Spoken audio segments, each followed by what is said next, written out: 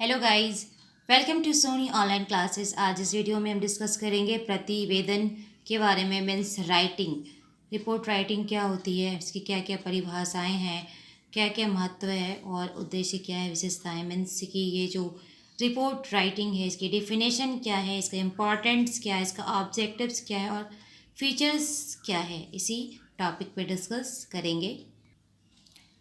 Report जब तैयार करना होता है तो किसी भी अनुसंधान अथवा सर्वेक्षण का अंतिम चरण है। जब आप डेटा कलेक्ट कर लेते हैं तब जाके आप रिपोर्ट रेडी करते हैं। यह एक प्रकार से समस्त अनुसंधान का लिखित विवरण है जिसमें अध्ययन समस्या के चुनाव, उसके अध्ययन की प्रणाली, सामग्री संग्रहण एवं उनसे प्राप्त निष्कर्षों आदि सभी बिंदुओं पर प्रकाश डाला जाता है और आरंभ से अंत तक की समस्त प्रक्रियाओं को स्पष्ट करना होता है। यद्यपि अनुसंधान की जो प्रक्रिया होती है निरंतर चलती रहती है, तथापि रिपोर्ट को आगे पीछे तैयार करना आवश्यक हो जाता है। अगर हम गुड और हार्ट की करें तो इनके अकॉर्डिंग रिपोर्ट राइटिंग क्या होती है, यानी प्रतिवेदन क्या होती है। तब अनुसंधान रिपोर्ट को तैयार करना अनुसंधान का अंतिम चरण है एवं इसका उद्देश्य रुचि रखने वाले लोगों को अध्ययन के समस्त परिणामों को पर्याप्त विस्तार से बताना होता है और उन्हें इस तरह व्यवस्थित करना होता है जिससे प्रत्येक पाठक को तथ्यों को समझने में, निष्कर्षों की प्रामाणिकता का निश्चय करने में योग्य बना सके। मतलब कोई प्रॉब्लम्स ना हो पाठकों की इस डेटा के अंदर, इस बुक के अंदर, इस थीसिस के अंदर, इस सिनॉप्सिस के अंदर क्या क्या इन्फॉर्मेशन कलेक्ट किया हुआ है और कैसे से इसकी रिपोर्ट राइटिंग की गई है, यानी प्रतिवेदन रेडी किया गया है। रिपोर्ट तैयार करना इतना इजी नहीं होता, ये काफ़ी टफ वर्क होता है जितना उसे समझा जाता है। यदि रिपोर्ट में केवल पूछे गए जो क्वेश्चंस होते हैं उसी का आंसर देना है तो अपनाई गई पद्धतियाँ जो होती है, मेथड्स जो होता है, उनके आंसर को ही लिखना हो तो रिपोर्ट का कार्य सरल हो जाता। लेकिन केवल इतना कर लेने मात्र से ही अध्ययन की रिपोर्ट तैयार नहीं हो जाती। रिपोर्ट में अनुसंधान से संबंधित कई बातों को दिखाना पड़ता है, कुछ भागों को बिल्कुल ही छोड़ देना होता है और कई तथ्यों की ओर भी आ सकता है क्योंकि संग्रहित तथ्य अपर्याप्त होते हैं और कुछ प्रश्नों को हटा देना आवश्यक होता है जो सीधा उत्तर दिए बिना ही छोड़ दिए जाते हैं। कई उत्तर ऐसे होते हैं जो ना तो प्रश्नों के सकारात्मक पक्ष को दिखाता है और ना ही उसके नेगेटिव एस्पेक्ट्स को दिखाता है। ऐसे प्रश्नों के उत्तरों को क्या करते हैं हम, संदेहास्पद यानी डाउटफुल होता है ना, उस कैटेगरी में इसको रख देते हैं। और रिपोर्ट तैयार करने के पूर्व इन समस्त बातों से अवगत होने के लिए बहुत योग्यता, सतर्कता की आवश्यकता रहती है। रिपोर्ट प्रस्तुत करने में इन सारे दोषों से बचना हमारे लिए ज़रूरी हो जाता है और ऐसा तभी संभव होता है जब आपकी जो अध्ययन है वो सूक्ष्म दृष्टि से प्राप्त तथ्यों का अन्वेषण किया जाए। रिपोर्ट का अंतिम जो परिणाम है, जो कंक्लूजन जो होता है, अनुसंधान प्रक्रिया के प्रत्येक चरण का संयुक्त परिणाम प्रतिवेदन में निहित रहता है। अतः प्रतिवेदन को एक प्रकार से समस्त अनुसंधान का लिखित विवरण कहा जा सकता है। तो प्रतिवेदन क्या है, वो जो आप रिसर्च करते हैं अपने फील्ड एरिया में और उसके थ्रू जो भी डाटा कलेक्ट हुआ है उसका आप रिटर्न जो डिस्क्रिप्शन है, यानी लिखित जो विवरण है, उसे ही हम प्रतिवेदन कह सकते हैं।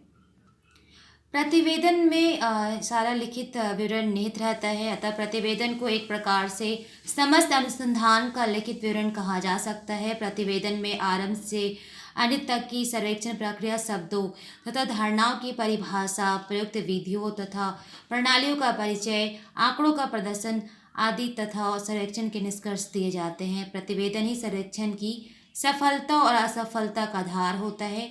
यदि सर्वेक्षण की विज्ञप्ति आकर्षक और तथ्यपूर्ण है तो संबंधित व्यक्ति उसका उपयोग करेंगे। सर्वेक्षण का सारा परिश्रम प्रतिवेदन में सिमट जाता है। आपने फील्ड एरिया में, अपना फील्ड वर्क में आपने क्या क्या डेटा कलेक्ट किया है, ये सब आपका रिपोर्ट राइटिंग के थ्रू पता चल जाता है। तो ये हो गए इसकी परिभाषाएं। अब हम देखेंगे कि प्रतिवेदन के क्या क्या महत्व पाए जाते हैं एंड उसके क्या क्या उद्देश्य हैं और विशेषताएं हैं। प्रतिवेदन उपकल्पना का आधार बन सकता है। सर्वेक्षण के फलस्वरूप ऐसे अनेकों तथ्य प्रकट होते हैं, सामने आता है, जिनमें कुछ भावी अनुसंधान के आधार पर बन सकते हैं। दूसरे शब्दों में अगर कहा जाए तो सर्वेक्षण रिपोर्ट नवीन कल्पनाओं को जन्म दे सकती है जिन पर अनुसंधान कार्य किया जा सकता है। रिपोर्ट में संकलित छोटे छोटे विचारों को सामूहिक रूप देकर किसी सामाजिक सिद्धांत का गठन किया जा सकता है। इस प्रकार प्रतिवेदन भावी अनुसंधान को प्रेरित कर सकता है। इंपॉर्टेंट हो जाता है।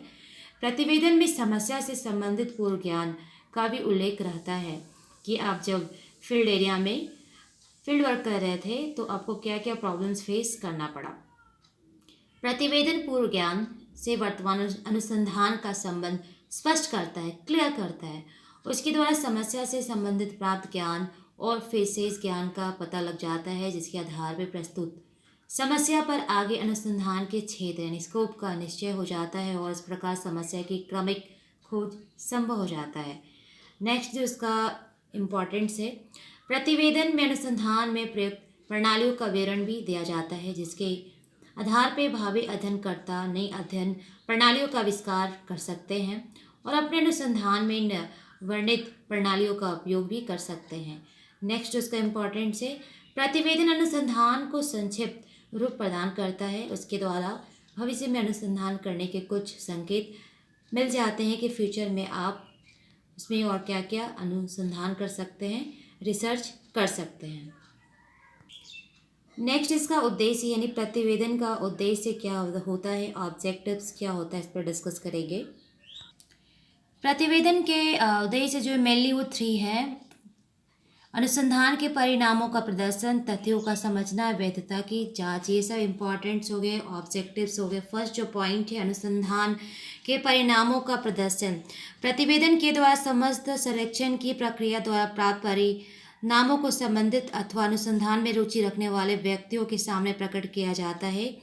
जिस संस्था या विभाग ने सर्वेक्षण करवाया है, सर्वे करवाया था, जिसके मन से तथा मानसिक लगाव से सर्वेक्षण पूर्ण हुआ है, उसको संतुष्ट करना प्रतिवेदन का पहला उद्देश्य हो जाता है। नेक्स्ट जो इसका पॉइंट है यानी कि जो उद्देश्य है, तथ्यों को समझना।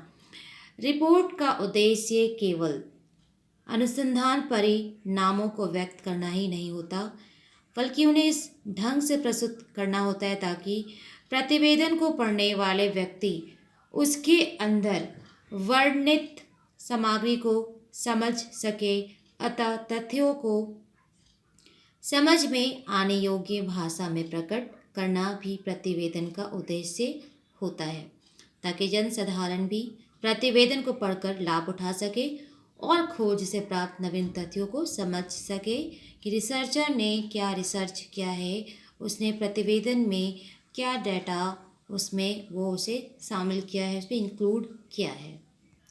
नेक्स्ट है इसका वैधता की जांच। अनुसंधान में शुद्ध तथा यथार्थ सामग्री के आधार पर निष्कर्ष निकाले गए हैं या केवल अनुमानों और संदेहात्मक सूचना के आधार पर या प्रतिवेदन के द्वारा ही निश्चय किया जा सकता है। प्रतिवेदन में वर्णित निष्कर्ष सार्वजनिक रूप से प्रकाशित तथ्य होते हैं, अतः कोई भी अनुसंधानकर्ता उनकी प्रामाणिकता तथा विश्वसनीयता का परीक्षण कर सकता है। इस प्रकार सर्वेक्षण प्रतिवेदन का उद्देश्य भावी अनुसंधान को प्रोत्साहित करना भी होता है। अब नेक्स्ट हम देखेंगे कि प्रतिवेदन की विशेषताएं क्या है। फर्स्ट पॉइंट है, एक श्रेष्ठ प्रतिवेदन गंभीर होते हैं, वे भी सुगम तथा स्पष्ट भाषा में लिखा होता है। नेक्स्ट है, प्रतिवेदन का शारीरिक स्वरूप स्वच्छ और आकर्षक होना चाहिए, अट्रैक्टिव होना चाहिए। सुंदर सफ़ेद रंग के अच्छे किस्म के कागज़ पर स्पष्ट तथा सुंदर ढंग से टाइप किया होना चाहिए और आकर्षक शीर्षकों, चित्रों, तालिकाओं आदि से पूर्ण प्रतिवेदन अधिक व्यक्तियों के द्वारा पढ़ा जाता है। नेक्स्ट पॉइंट है, समस्या का विस्तृत तथा तर्कपूर्ण स्पष्टीकरण प्रतिवेदन को सजीव बनाने के लिए आवश्यक है। नेक्स्ट है, प्रतिवेदन में तथ्यों की पुनरावृत्ति नहीं होनी चाहिए, रिपीट नहीं होनी चाहिए, क्योंकि बार बार उन्हीं तथ्यों को पढ़ने से पाठक ऊब जाता है, बोर हो जाता है। तथ्यों में तार्किक क्रम अवश्य रहना चाहिए, अर्थात स्वतंत्र रूप से समझे जाने वाले तथ्य पहले आ जाने चाहिए और वे तथ्य बाद में प्रदर्शित किए जाने चाहिए जिनको समझने के लिए दूसरी बार आवश्यकता पड़ती हो। नेक्स्ट पॉइंट है, एक श्रेष्ठ प्रतिवेदन की एक अति महत्वपूर्ण विशेषता यह है कि उसके आधार पर प्राप्त निष्कर्ष ऐसे हो जो भविष्य में विकसित किए जा सकते हों, जिनको संकोच स्वीकार किया जा सके तथा जिनका उपयोगिता की दृष्टि से प्रयोग किया जा सके। कहने का तात्पर्य यह है कि निष्कर्ष प्रामाणिक, विश्वसनीय तथा वैज्ञानिक विकास के उपयुक्त हो।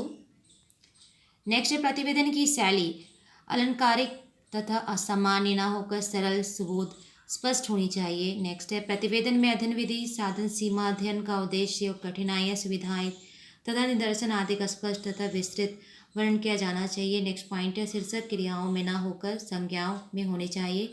अध्ययन के शीर्षक पृष्ठ के मध्य में बड़े अक्षरों से लिखे जाने चाहिए। प्रत्येक नए विचार के लिए नया शीर्षक देना चाहिए, हेडिंग देना चाहिए। तो गाइस इस वीडियो में हम देखें कि प्रतिवेदन होता क्या है, इसे क्या क्या डेफिनेशन है, क्या इंपॉर्टेंट्स है, क्या ऑब्जेक्टिव्स है, क्या इसके फीचर्स है। फिर मिलते हैं नई वीडियो में नई टॉपिक के साथ। जय हिंद।